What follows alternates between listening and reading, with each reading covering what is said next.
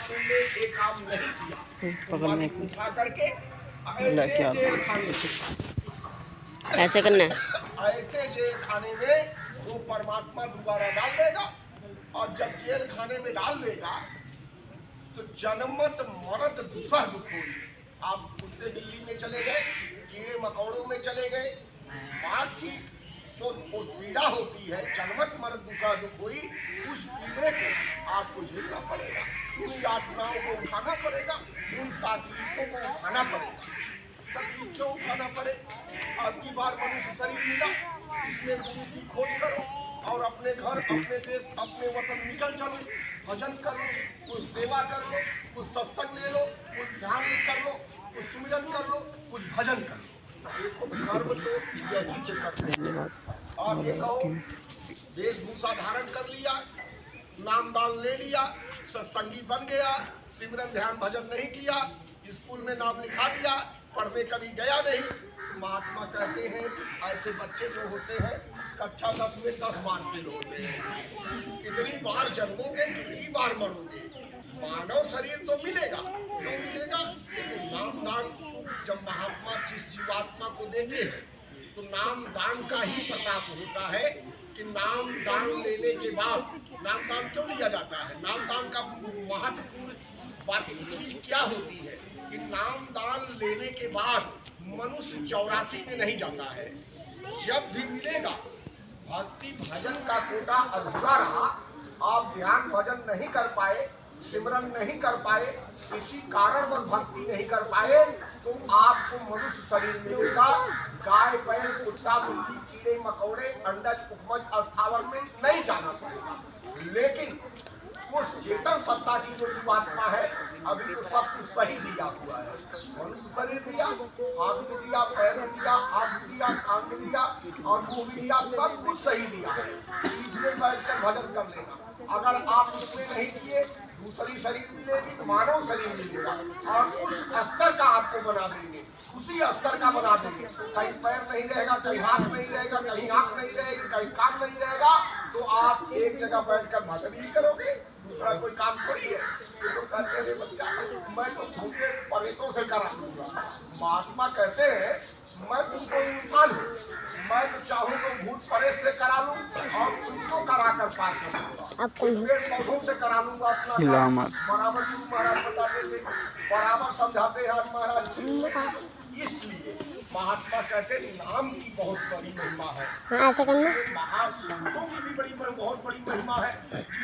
नहीं ऐसे करना, शरीर को नाम की भट्टी ऐसा करना और अपनी जीवात्मा को जगाया और इस भेद को ऐसा करना नहीं, पहले इसको मोल लो, जादू दिखाऊंगा, जादू दिखाऊंगा, पहले इसको मोल तो लो, ऐसे कर लो। ये नाम का रास्ता मुझे बता दो, तो कोई भी आपको बता नहीं सकता है। जो रास्ता आप अभी आपको मिला है, उस रास्ते की कीमत करो। अगर आप उसकी कीमत नहीं करोगे, आप उसकी कीमत नहीं करोगे, महात्मा कहते हैं, सदगुरु बताते हैं कि यम की अदालत में जब तुम चढ़ोगे, यहाँ तो बरी हो जाओगे, क्योंकि जीवात्मा चली गई। लोग यही कहेंगे चलो बड़ा अच्छा सत्संगी था, बड़ा बढ़िया था, अच्छा भजन भाव करता था या सिमरन करता था, करता कुछ भी ना हो, लेकिन आपको स्कूल में लिखा हुआ है, आज चले गए, लेकिन उनकी अदालत में आप कैसे बचोगे? जो भूत का उच्चारण दोनों कंधे, इस कंधे पे और इस कंधे पे, दोनों कंधे पे उन्होंने बैठाया हुआ है और लेखा जोखा कर रहे हैं। और जब ये लेखा जोखा वहाँ पेशी होगा आपका, तो यम की अदालत में जब तुम चढ़ोगे तो पूछेगा हाकिम तो फिर क्या करोगे? वहाँ तो ये भी मौजूद रहेंगे, भाई जीवात्मा तो इनकी हो गई, नामदान इन्होंने दिया, वहाँ फैसला ये कराएंगे। ऐसे सामने खड़े हो गए आपके और आप ही से ऐसे बच्चा मैंने तुम्हें भजन का रास्ता तुम्हें भजन का रास्ता बताया था, तुम्हें उसका तरीका बताया था भजन बनाने का, तुम्हें संसार से मन मोड़ने का तरीका बताया था, लेकिन तुमने कुछ नहीं किया, कुछ नहीं किया। तो वहाँ फैसला यही कराएंगे। कायम की अदालत में जब तुम चढ़ोगे, पूछेगा हाकिम तो फिर क्या कहोगे? और नरक की घोर सहना पड़ेगा, काया कुटी खाली करना पड़ेगा, रे मन मुसाफिर निकलना पड़ेगा, काया कुशी खाली करना पड़ेगा। कहते मिट्टी की मूरत सदा तू संवारे, कहते माटी की शरीर है, जीवात्मा निकल जाए तो वो मिट्टी तो कहते हैं। अगर ऐसे किसी की शरीर को मिट्टी कह दो, देखो क्या होता है। कोई जा रहा हो जो सही नहीं हो तो बोलो अरे भाई तेरा शरीर मिट्टी है, कहेगा अरे मुझे मिट्टी दिखाई दे रहा। लेकिन इसमें से जीवात्मा निकलने के बाद महात्मा कहते हैं हिंदू हो, मुसलमान हो, सिख हो, ईसाई हो, किसी को कौमियत का हो, किसी मजाक का हो, किसी को मानने वाला हो, किसी को भी जानने वाला हो, अमीर हो गरीब हो, जैसा मर्जी हो, सबका शरीर मिट्टी ही हो जाता है, मिट्टी ही हो जाता है, किसी का सोने का नहीं रह जाता है। महात्मा कहते करते निज काज जवानी में। देखो अभी आप सत्संग में जहाँ मर्जी रह जा सकते हो, शरीर में ताकत में जितना मर्जी भजन कर सकते हो, जितना मर्जी सेवा कर सकते हो, जितना मर्जी बार दर्शन दे सकते हो, दर्शन दे सकते हो, जा सकते आ सकते हो। लेकिन बुढ़ापे में कहीं जा सकते हो आप? एक गिलास पानी उठाना दुर्लभ हो जाएगा, एक गिलास पानी नहीं उठा सकते हो तो बुढ़ापे में भजन क्या होगा? लोग कहते हैं कि बुढ़ापे में करूँगा, लेकिन महात्मा कहते हैं कर ले निज काज जवानी में, बुढ़ापे में नहीं होगा। ये आत्मा का काम जो है जवानी में होगा।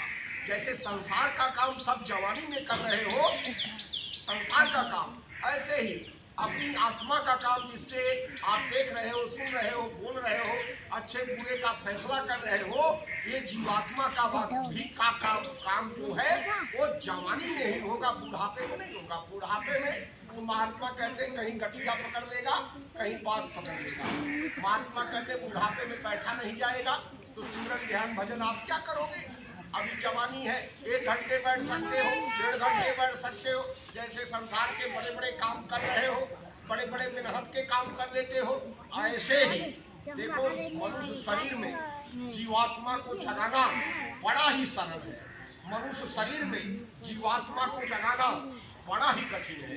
अगर आपके कर्म सत्मार्ग से अच्छे चल रहे हैं तो जीवात्मा को जागने में जरा सी भी देरी नहीं लगेगी। अगर आपके कर्म जो है सन्मार्ग से हटकर है तो जीवात्मा को जगाना बड़ा ही कठिन होगा। परमात्मा को क्या पाना? अरे यहाँ से फूटना, यहाँ लगाना, भगवान को क्या पाना? अरे तो ये हमारा मन जो है फूटना क्या है? ये जो हमारा मन संसार में फैला है, संसार की मोह माया में फैला है, अपने पराये में फैला हुआ है, इसी मन को जो है उठा करके यहाँ लगा देना है, बस इसी में परमात्मा मिल जाएगा। सूफी फकीरों ने कहा कि अल्लाह अल्लाह का मजा मुर्शिद के मैं खाने में है, दोनों आलम की हकीकत बस एक पैमाने में है। महात्मा कहते हैं ना खुदा मंदिर में देखा, ना खुदा मस्जिद में है, शेख दरीदों से यदि पूछो तो दिल के आसियाने में है, इसी मनुष्य शरीर के अंदर में है। अब दिल के आसियाने में है तो दिखता क्यों नहीं है? दिल के आसियाने में परमात्मा बैठा है और वो दिख क्यों नहीं रहा है?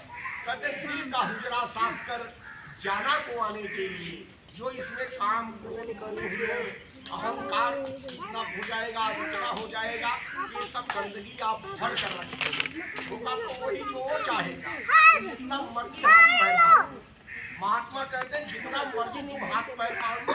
देखो बच्चियों का रिश्ता जब लोग करते हैं अपनी जान में बहुत सुंदर घर खोजते हैं।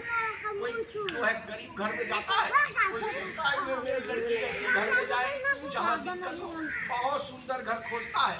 लेकिन बाद में क्या होता है, जो उसके प्रारब्ध में होता है, जो उसके प्रारब्ध की बात आती है, भाई जो उसके नसीब में था, माँ बाप ने तो अच्छा ही खोज कर दिया था, लेकिन उसके नसीब में जो था वो मिलता है उसको। ऐसे ही महात्मा कहते हैं प्रारब्ध जो होता है वो बलवान है, जो आपके प्रारब्ध में है। बाबा जी कहते थे आप सत्संग करो, सेवा करो, सिमरन करो, ध्यान करो, भजन करो, इस रास्ते के राहगीर बनो। अगर जो आपके प्रारब्ध में है, अगर नहीं भी होगा तो वो भी मैं तुम्हें खिला दूंगा। लेकिन जो रास्ते के राहगीर बनोगे तो जब उस रास्ते पे चलोगे ही नहीं, क्या मिलाएंगे? अरे भाई माला उठाओगे नहीं तो भजन क्या बनेगा? और अभी देखो क्या चल रहा, नवरात्र चल रहा है। ये नवरात्र चल रहा है, देवी देवताओं का दिन चल रहा है।